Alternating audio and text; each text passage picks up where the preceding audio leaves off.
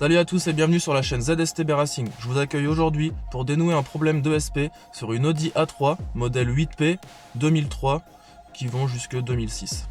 Donc suite à un problème de batterie, j'ai l'ESP qui s'est désynchronisé. Donc le voyant ESP orange reste allumé au tableau de bord en permanence. Donc c'est assez désagréable. L'ESP ne fonctionne pas par la même occasion. Donc la batterie s'est vidée, j'avais laissé le poste enclenché. Et de là, j'avais été au garage il y a quelques années pour le même problème. On m'avait dit donc qu'il fallait changer le capteur de centrage de volant, le capteur de G et le capteur de pression de freinage. Donc j'avais pas été d'accord, j'avais été chez Audi et pour 30 €, ils ont réglé le problème, sans aucune intervention mécanique. Donc on va faire un diag, je vous fais voir quels sont les défauts qui sont allumés sur le diagnostic. Et par la même occasion, je vous fais voir comment régler le problème. Ce n'est qu'un problème de valeur d'adaptation de ces 3 pièces citées précédemment.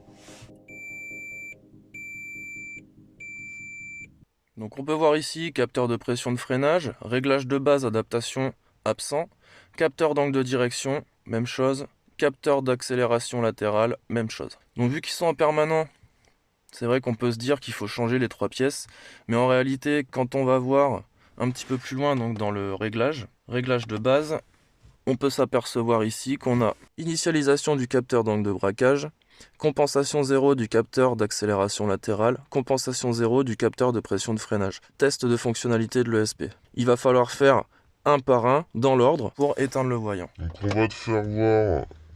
Je vais quand même faire voir avant tout ça le problème. Donc quand on démarre le véhicule, normalement ces deux voyants s'éteignent. Là on peut voir que le voyant de ESP reste allumé en permanence. Le bouton ne fonctionne pas non plus pour désynchroniser l'ESP. Donc on va retourner maintenant dans le programme. On est sur le Delphi DS150E, frein, partie ESP. On va donc démarrer par l'initialisation du capteur de l'angle de braquage.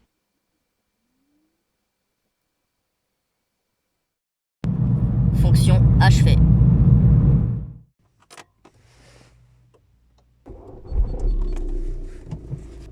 Voilà donc le voyant ESP de nouveau éteint. Donc on va faire un test en appuyant sur le bouton. ESP désactivé, ESP activé. Yes! Bon, ça n'a pas été de toute évidence de trouver la solution, donc je t'explique maintenant en détail le dénouement de l'opération. Donc là il s'agit de mon véhicule personnel. Je vais pas te cacher que ne trouvant pas la solution avec le VACCOM, j'avais complètement laissé tomber cette histoire. Donc je roulais avec l'ESP désactivé et le voyant allumé en permanence. Donc comment ça se passe pour réinitialiser l'ESP via le Delphi DS150E.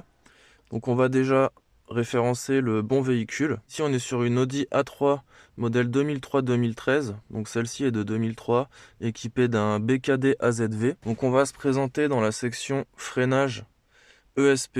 Donc on accède au calculateur. Ensuite on fait une lecture de défaut. Donc normalement, quand on a le problème, on a d'afficher ici le centrage de volant, la pression de freinage et le capteur de G. On va aller dans la partie réglage. On va donc faire dans l'ordre le codage de l'initialisation du capteur d'angle de braquage, du capteur d'accélération latérale et du capteur de pression de freinage.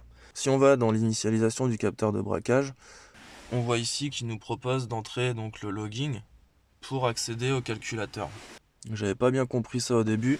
Sélectionner accès, puis logging 40 168. Donc si par exemple on fait OK, on peut faire un test. Voilà, on reste sur un tableau blanc, il ne se passe absolument rien. Retour en arrière. Et en fait ce qu'il demande c'est d'aller ouvrir à chaque fois grâce au code le calculateur en question pour qu'il puisse réinitialiser. Donc on va faire connexion, OK. Et ici on va rentrer le 40 168. OK. Donc une fois qu'il a mémorisé, en fait, il permet l'accès pour réinitialiser un capteur. Donc initialisation de l'angle de braquage. OK.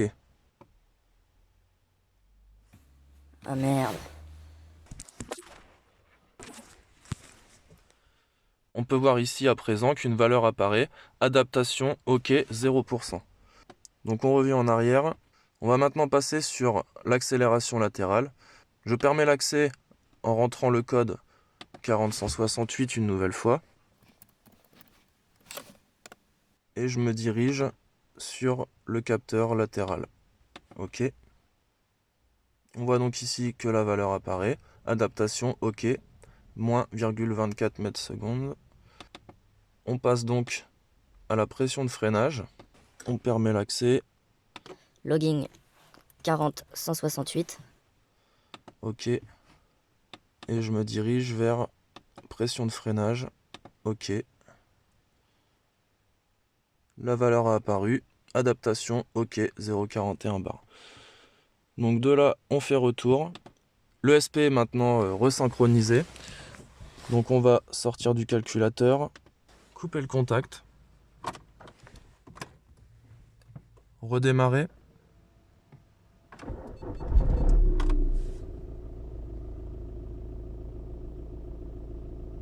Donc on voit que le voyant reste allumé, histoire de faire la mise à zéro. On avance de quelques mètres.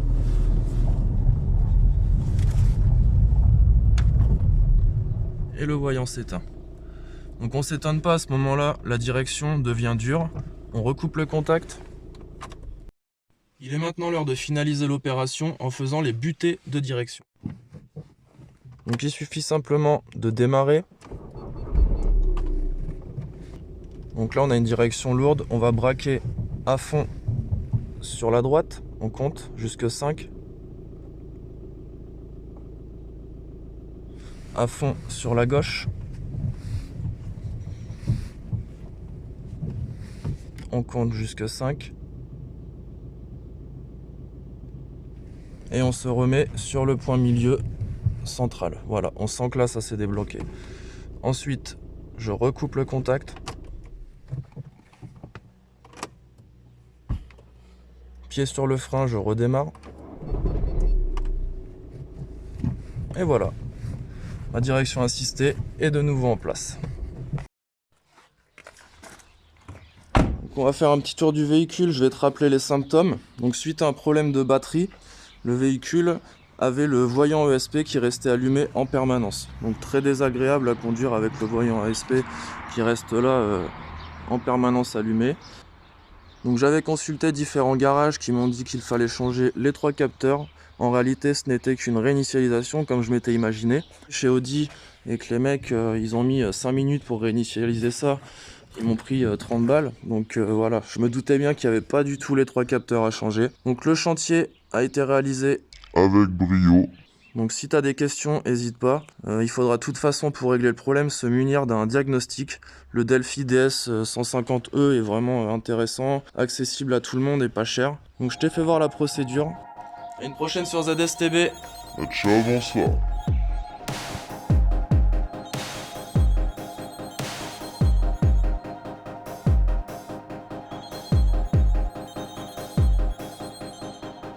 Quand tu veux.